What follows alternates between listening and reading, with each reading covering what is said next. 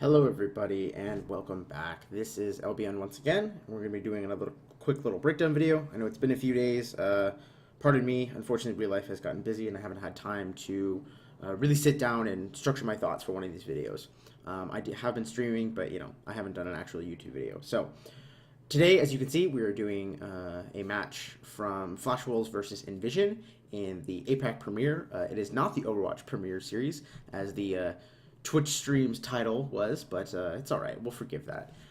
This was, as you can see, map 2, and this was Junkertown. Junkertown is, I think, one of the more interesting maps at the moment, basically because it's the newest. We are finally starting to get some competitive games on it between APAC and Apex Challenger, where some of these tournaments are, coming onto newer patches. And I'm really excited about the map. I think the map is really cool. I think it's probably going to be the most interesting pure escort map, which is saying something because I think Route 66 is also a very interesting map. But regardless, we'll get into this one, and once again we will play through the clip one time before we kind of go back and in more detail break it down. So one important thing to note is that both teams are running Widowmaker. And while we haven't seen that much Junkertown, it's become pretty clear already that Widowmaker is definitely going to be a staple of the meta, at least in this first section of on farm. I'll do another video later of some series from the Korean Apex Challenger, and you'll see that Widowmaker is a staple in Apex Challenger on all three phases of the map, kind of strangely, for both attack and defense. But anyway, so we see Flash Wolves has this kind of strange little Orisa setup where they are holding quite far back. They concede most of the farm section, just a little bit over half of it completely for free. Envision attempts to dive and they attempt to break this hold, but Winston gets killed pretty darn quick. And the only pick that Senny is able to get is kind of nullified, of course, by the Mercy, but then, of course, Fazik is able to nullify his Winston's death. But the kind of follow-up kills from Flash Wolves end up being pretty brutal here, and we see that a self-destruct actually goes off very early, and we'll talk about that and how much damage D.Va does in a second. So that first dive from Envision ultimately did not succeed. They got the payload pretty far through the farm section. They almost got it around this last corner here, but they weren't able to fully break the defense that Flash Wolves has set up. So once again, Envision is coming forward, and this time we see a little bit of an adaptation from Senny. He's coming around the side here, but of course the Orisa pulls him in with the little right click. She knows he's there. Drops new shield. They come back in, and this time the dive is able to force Zonda out of position, and he gets picked by Senny, and Senny gets a nice follow-up kill. The pulse bomb chunks Orisa very low, but she does get healed up. But most importantly, it removes the, I believe Jamerson called it the battle bongo. It removes the damage boost, of course, which certainly helps. And the fight progresses, and we see Envision is finally starting to get ahead in the kills. And poor Jongi gets surrounded, as Orisa by herself is definitely not the most survivable tank. She has a deadly combination of immobility and lack of ability to reposition her shield, as well as she's slow when she fires. So Envision ends up taking that point in what is it? Is that 2.5 minutes? Should be about 2.5 minutes, yeah, because I do believe you start the map with 4 minutes. So it was actually a pretty good attack. It only took them 2 tries to successfully take the map. So we're actually going to start here before they even put the overlay on when we do the breakdown. And because there was one small little thing that happened, or actually a couple of small little things that happened here that I wanted to note. Hopefully the yellow stands out nice and clear. I was looking at some other colors, but the yellow seemed to work pretty well. So anyways though, the 2 things that I wanted to highlight is, one, you can notice this purple cloud here, and this purple cloud is the Widow's Mine from Flash Wolves. And the Widow's Mine, of course, it was changed that now it gives vision of whoever detonates it. So the Widowmaker is actually getting a little bit of information, and this is something that Envision may not have been paying a ton of attention to the kind of meta that was developing on this map, which is the Widowmaker places her mine right outside this door.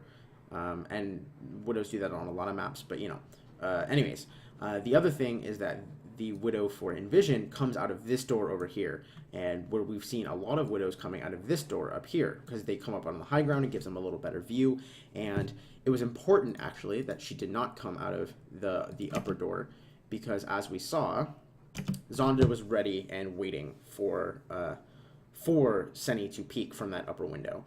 And of course, it's not impossible, or it's not a guarantee that Zonda would have picked up the kill. And even if he did, there could have been a mercy res. But if there is a mercy res, this was on the patch, of course, where there's no ultimate reset. Not that Phosix has ult, but it forces that 30-second cooldown, and it puts Envision a little bit on the back foot.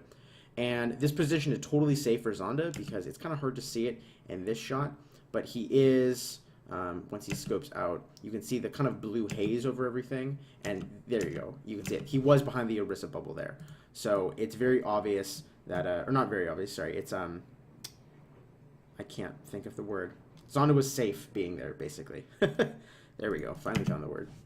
So it was a very safe move for him, and if he had found that pick, would have forced out res. And he backs off, keeps his distance between the tanks, because from the position he was holding, this bridge here is within range of, even beyond this first bridge where the payload is, for a Winston to jump and land on his head. So that's obviously a position he doesn't want to be in. You never really want to get jumped on by the Winston. So they progress the payload, and now we get a really good overview of the map. And I really appreciated the spectating team for giving me this overview, because it gives me a lot to talk about. So there's several things to talk about here. One is the defensive position from Flash Wolves, where they have kind of the core of their roster set up here. Of course, this is the Orisa, the Widowmaker, and the Zenyatta. And of course, the Orisa shield is here. And one thing that they kept doing that I really liked is, we can see here's a different spray. I don't remember what this spray is called, but it is, it's a spray from someone on the Flash Wolves. And they used, so I believe it was actually Jongi, the Orisa, had the standard Overwatch spray that comes by default equipped in every hero. And once he found the shield positioning, he put the spray in the correct position, so he just targets the spray. And it doesn't seem like a big deal, because you think you'd be able to put the shield back down, but it makes it so in a situation where this shield gets broken, he can just simply look down, and he doesn't have to look for the spot on the ground anymore. He just throws it at the spray, and it's a very clear indicator, right, that white stands out. So I really like that. It's a creative way to use like what is kind of considered, just like a fun cosmetic game mechanic as an actual advantage in the game. I really like that little trick he used. So, but regardless though, they have the shield here, they have this little box here, and they have this little wall here, and there is a small health pack behind this wall here. So this position is very difficult to dive, because first of all, there are actual physical objects here that prevent people from walking through them, as well as it's a huge zone of safety for them to stand behind. Senny on the Widowmaker is really going to have his work cut out for him. As long as he is kind of anywhere in this region of the map, he's not going to very easily find shots on them, because there are so many barriers in the way.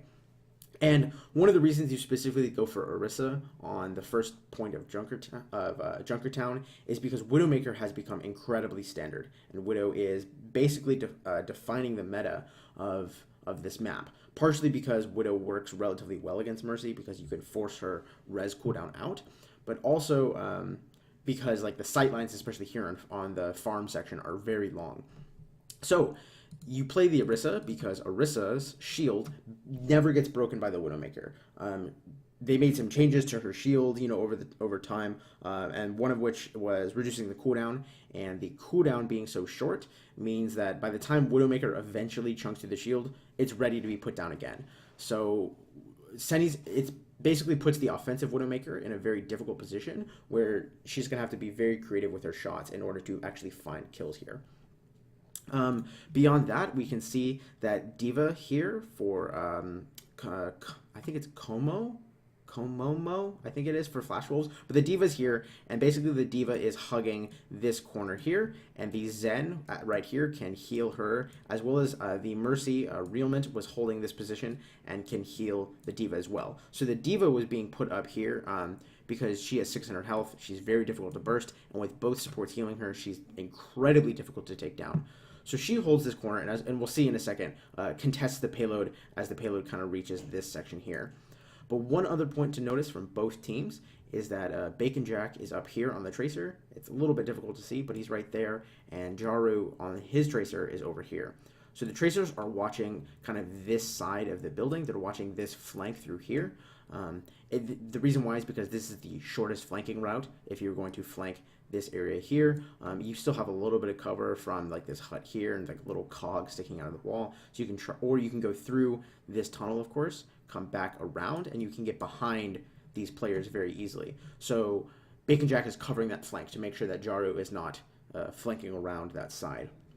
So as we see this progress, we continue seeing Bacon Jack and Jaru kind of dancing around up top here. And as the payload gets closer, you notice that the tanks of Envision are forced to hug, I'm just waving my mouse as I draw, they're forced to hug this side. They can't hug this side of the payload, and the reason why, of course, is because Orisa and Zenyatta are able to just hurl damage down this line, and the closer you are to this wall, the more that this corner will block. So they're forced to kind of hug this side, and you know, of course, the D.Va is able to throw some stuff at you as well. And what this does is it restricts their ability to actually even like really look at this area. And I do believe that Seni is basically trying to get around the building this way at this point. I'm trying to see his silhouette, and I believe that is his silhouette right there. And he's trying to find another angle. So payload keeps rolling forward. There we go. Yeah, Seni is going around the building there, and they kind of, because Orisa is a projectile, she fires projectiles. She does not fire like hit scan. We know that she's basically just like doing suppressing fire when she fires at this corner over here. It's just if you peek it, you might get hit in the face with some damage. So it's kind of meant to, you know, discourage people peeking. So we see Jungi spraying all over the place and gets the shield down. He just targets that real quick. Zonda once again is safe behind the Orisa shield. He can take this duel all day long because he's never in threat of dying. And Envision is kind of stalled right now, and they're asking themselves, okay, what are we going to do? And the answer, of course, is dive. You are playing Winston and D.Va. And unfortunately, we'll go back a little bit. As this dive actually comes in, we see that the dive is a little bit desync. They are already being zapped. Chain was already in. But, so as Zonda starts taking damage here, and we see, here we go. Oh, that's a good shot. Here's the Tesla cannon. The D.Va's still not with him. McGravy is still approaching where they are, and we will watch Chain's health very quickly drop here. He comes in, and he gets Discord Orbed, and then Orisa and the follow-up from Bacon Jack means he dies very, very quickly. So that's where this new tank setup actually hurts quite a lot. New D.Va with her missiles, as well as her ability to shoot while flying, does a ton of damage. She's basically a DPS hero. And Orisa has always done a pretty significant amount of damage. She's had other issues. But when you put the target right in front of her, like Chain put himself right in front of Jungi, and you get Discord Orb, it's very easy to die. And unfortunately, McGravy wasn't quite with him, so he gets chunked really hard, and he does go down. So having no Winston in this fight now, it actually allows, or sorry, I should take a step back for a second. Sinkler does get killed by Seni, but he gets rezzed immediately. And while this is kind of going on, they have to come in and res the Winston. But of course, while there is no Winston and no Winston bubbles, we see that McGravy actually lost his mech. And once again, it was this duo of Zen and Orisa that's able to contribute so much damage from kind of, you know, positions that you might not expect, right? And that makes up a little bit for a Widowmaker having low DPS. You know, you instead replace it with Orisa, which has very high DPS. And, of course, Orisa's a little bit better on this current patch because this is D.Va with nerfed defense matrix. So she only has 2 seconds of defense matrix, so it becomes very easy for players to find gaps in the D.Va's, in the D.Va's defenses. So that is the first fight over, and we see Flash Wolves essentially return to the same positions. Realment was running back, and Zonda is still approaching. Wait, that is Zonda, correct? Yes, that is Zonda. So we see that Zonda is still approaching from being dead. And right now we have Seni and Phosix coming around the side for a kind of a more dedicated flank attack. And Seni ends up doing, if I'm right, he ends up doing quite a lot of work in this next engagement. in the engagement that ends up actually allowing Envision to win here. So what changes right now in this dive compared to the last one? Well, a big thing that happens is this time they start the fight off with Zonda dead. Zonda gets immediately picked by Senny, but once again, Chain goes down almost immediately, which is not quite what you want. But on the other side is, here we are. They're able to come in with a Transcendence from Fire. So this fight now is going to go better for Envision because McGravy won't get demeched. Jaru's going to be able to stay in this fight here. It gives him the Pulse Bomb while he's in the fight, of course. Chain does not get rezzed because Bacon Jack does get killed by Senny. And as I mentioned earlier, Senny does a lot of work in this fight. He gets 2 pretty critical kills on the DPS. Bacon Jack does manage to kill Fozix, which means that there's no Winston from Chain. So that you're always hurting when you don't have your Winston, but that Pulse Bomb seals out the damage boost. So now there is no damage boost for Flash Wolves, and you can see that the tanks are both really low right now, and so is Realment. And it's a 3v4 in this situation currently, right? 1, 2, 3, 4, or 1, 2, 3, and 4 here. But the health bars allow them to clean this up. As the Diva comes in, people die, and this fight ends up going better for for Envision, because they start getting the key kills that they need. They even remove, the Mercy with the Diva self-destruct. Jaru does a lot of work. He stays alive and just keeps, getting damage in. And eventually they get the point, and we see Chain goes forward in order to kind of discourage anyone from attempting to stall, and Jaru does the same. And the reason why, actually, is because this door here, I think, might be the longest opening door in Overwatch. It takes a whopping 12 seconds to open. This is a very long opening door, so stalling before this door, like immediately in front of the door, is a very powerful tool, like we talked about earlier in the Giganti video. So I liked this defense from Flash Wolves overall. Using Orisa was pretty cool, and they weren't able to full hold, but they were able to eat up 2.5 minutes, so it worked out pretty well for them in the end. Envision, that second dive, they were able to, they got a lot of value out of their Widowmaker, as well as they actually got pretty decent value out of the 2 explosive ults from Jaru and McGravy. But besides that, I'm not sure that Chain was quite ready to deal with the Orisa, because he died almost immediately in both fights, and unfortunately that's something that you kind of wish McGravy was right with him. Moving forward, if Envision is going to play this map again, or specifically go up against Orisa, or maybe even a Roadhog, which we're seeing come back, I would like to see McGravy and Chain kind of stick a little bit tighter together if they're going to play Diva Winston. But overall, the rest of the map was really good too. I urge you to go watch it. Unfortunately, Envision kind of gets their butts kicked. But, All right, have a good day, guys. See you later.